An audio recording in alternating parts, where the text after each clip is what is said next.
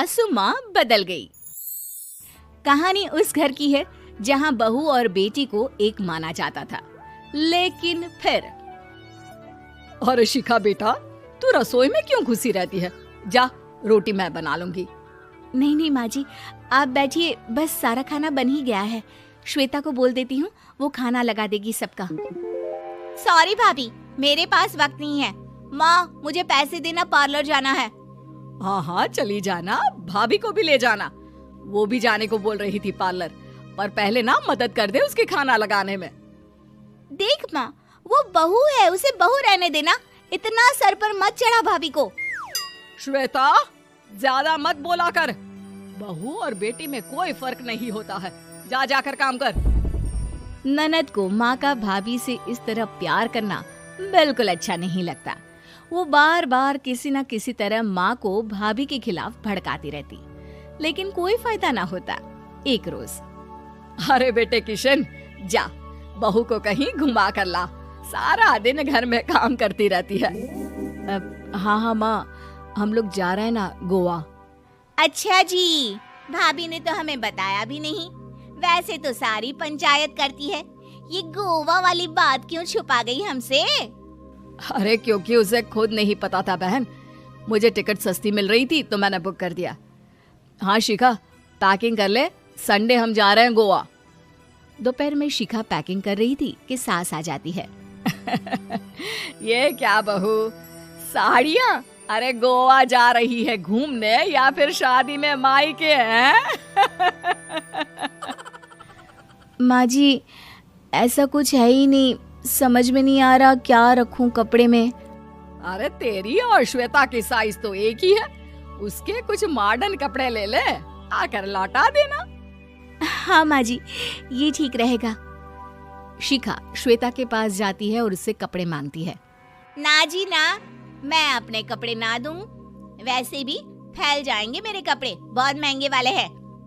शिखा मुंह लटकाकर कमरे में आ जाती है तो सास कहती है, चल तैयार हो जा, तुझे मैं शॉपिंग करा कर लाती हूँ गोवा की। बस फिर क्या था, सास बहू निकल जाते हैं मार्केट और एक से बढ़कर एक ड्रेस खरीद कर घर आते हैं। पहले बता देती कि नए कपड़े दिलाने वाली है भाभी को, तो मैं अपने ही दे देती ना भाभी को, मुझे दिला देती नए कपड़े। देख श्वेता, परिवार का मतलब सबके साथ रहना होता है, ना कि सिर्फ अपना सोचना। वैसे भी तुझे अच्छे संस्कार सीखने चाहिए। और रही बात कपड़ों की, तो शिखा, आज से घर पर भी तू मॉडर्न कपड़े ही पहनेगी। कोई जरूरत नहीं है ये साड़ी वाड़ी लपेटने की। अब क्या था, घर पर श्वेता और शिखा एक जैसे रहते। एक बार पड़ोसन आती है। अरे बेटा, अपनी माँ को तो बुलाना जरा, बात करनी है। शिखा सास को बताती है और रसोई में चली जाती है।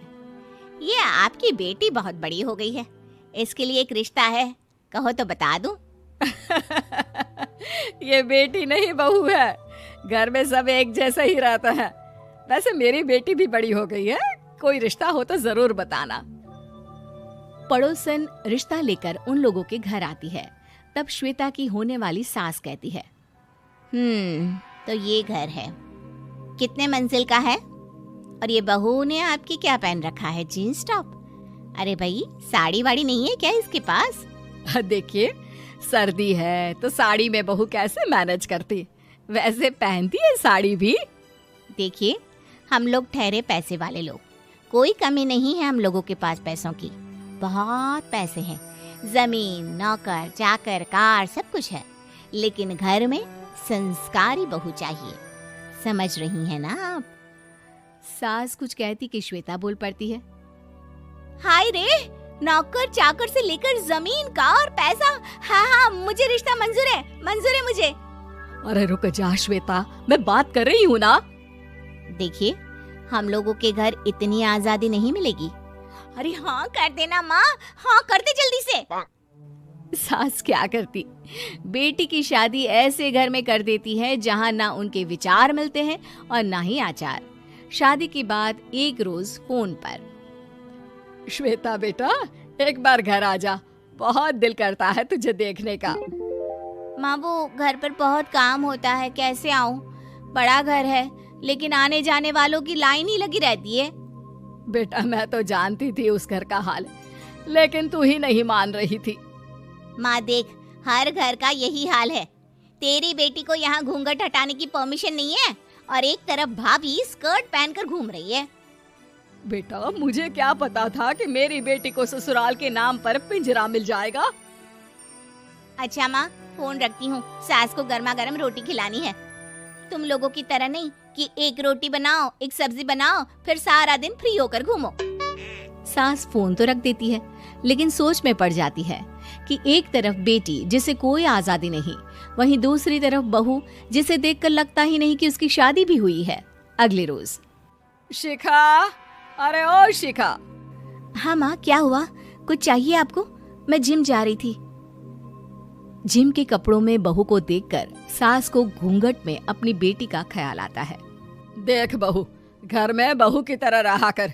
इतने टाइट कपड़े पहनकर जिम जाना पसंद नहीं मुझे। जा जाकर रोटी बना। रोटी? माँ अभी तो शाम की 6 बजे हैं, इस वक्त रोटी?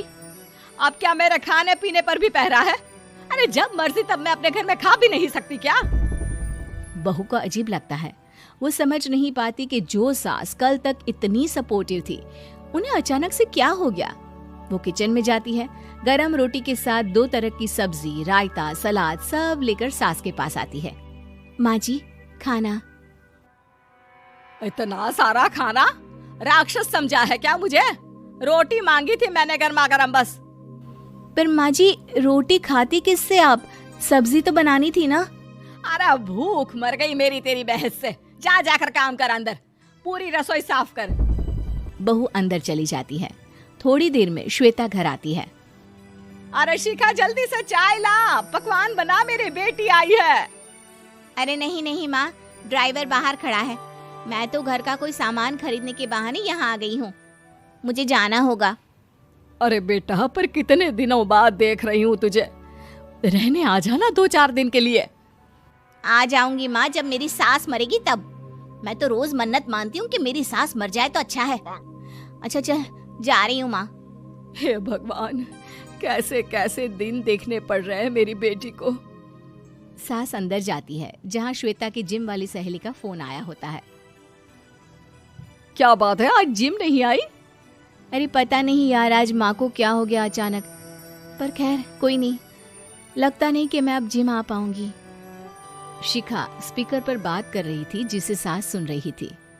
यार ये सास ना होती ही ऐसी है। मैं तो कहती हूँ बुढ़िया जल्दी मरे और तू आराम से जिए। शिखा को सहेली की बात पर गुस्सा आ जाता है। माँ के मरने की कौन सा बच्चा दुआ मांगता है मोहिनी? आगे से ऐसी बात मेरे सामने मत करना। हमारे घर की शोभा ही माँ है। क्या हुआ जो थोड़ी सख्ती दिखा रही है? उसमें भी कोई ना कोई उनकी भलाई ही होगी। मैं तो कहती हूँ भगवान मेरे जैसी सास सबको दे, जो सिर्फ माँ की तरह है। सास वाली तो कोई बात ही नहीं है उनमें। सास ये बात सुन रही थी। उनकी आंख में आंसू आ जाते हैं कि क्यों वो बेटी की किस्मत में बहू को भी भागीदार बना रही थी। शिखा, अरे ओ शिखा, क्या हो गया? जिम नहीं जाना क्या?